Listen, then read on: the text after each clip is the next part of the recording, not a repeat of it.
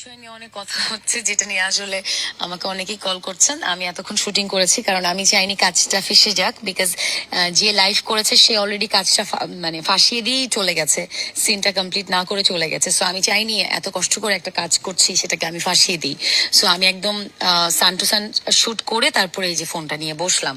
So যে ব্যাপারটা ঘটেছে, আমি পুরোপুরি আমার চরিত্রটা প্লে করছি।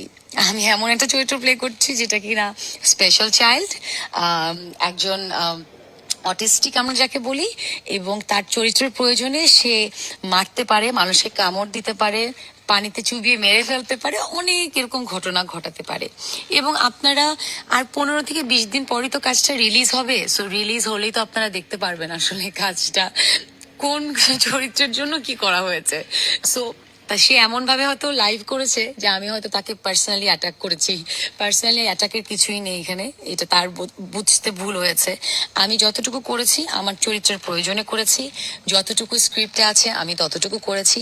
ইম্প্রোভাইজ হয়ে যায়, বাট ওটা পুরোপুরি চরিত্রের মধ্যে থেকে করতে হয়।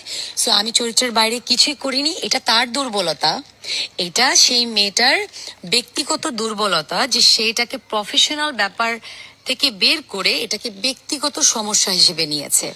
এবং ব্যক্তিগত সমস্যা হিসেবে সে কেন নিয়েছে এটা সে খুব ভালো করে জানে। এটা আসলে এটা নিয়ে আমার বলার কিছুই নাই। এবং সবচেয়ে বড় কথা, এখানে আমাদের সিনিয়র আর্টিস্ট আছেন, এখানে আমাদের ডিরেক্টর আছে, এখানে পুরো টিম আছে। তারা দেখেছে, তারা জানে যে আসলে কতটা প্রফেশনালি প্রতিটা মানুষ এখানে কাজ করছে।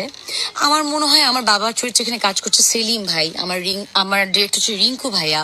তো আমার মনে হয় আপনারা তাদের সাথে যোগাযোগ করলেও অনেক কিছু জানতে পারবেন। বাট এরকম সিলি একটা বিষয় নিয়ে আসলে আমার মনে হয় না আসলে কেউ কথা মানে বলা উচিত। বাট আমি বলছি, যেহেতু আমার একটা দায়িত্ববোধ আছে, আপনারা সবাই আমাকে কল করছেন জার্নালিস্ট ভাইরা, দ্যাটস ওয়াই। অ্যান্ড আরেকটা জিনিস বলতে চাই, আমার চরিত্রের প্রয়োজনে আমি যেটা করা দরকার আমি সবসময় সেটাই চেষ্টা করি, আমি সেটাই করেছি। এখন এটা হয়তো আপনাদের কিছু মানুষের ভালো লাগতে পারে, কিছু মানুষের ভালো নাও লাগতে পারে, বাট আমার যেটা অ্যাজ অ্যান আর্টিস্ট মনে হয়েছে আমি সেটা করেছি।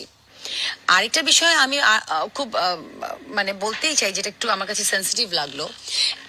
আমি যে ক্যারেক্টারটা প্লে করছি এখানে পরিষ্কার থাকার কোনো স্কোপ নেই।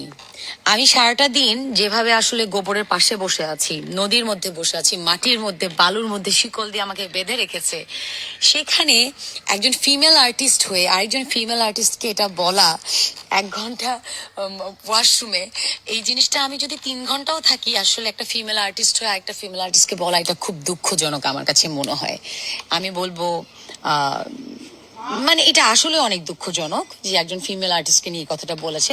একজন একজন অ্যাক্ট্রেস হয়ে তো তার বোঝা উচিত যে আচ্ছা আচ্ছা একজন অ্যাক্ট্রেস কি কি ক্যারেক্টার প্লে করছে। সো এটাই আপনারা যখন দেখবেন আপনারা সব বুঝতে পারবেন। বাকিগুলা তো সব আমি বলবো যা যা বলেছে, আমার এখানে অনেক মানুষ আছে টিমে। সো জিনিসগুলা তো ইন্টেনশনালি তার বলা কিনা আমি জানিও না, এটা ব্যক্তিগতভাবে কোনোভাবে আক্রমণ করা কিনা সেটাও আমি জানি না। কারণ তার মুখ থেকে আমি যেগুলো শুনতে পেলাম বা আমি জানলাম, সেগুলো তো আরো টিম মেম্বার যারা আছে তাদের মুখের কথা তো আসলে কারোই না।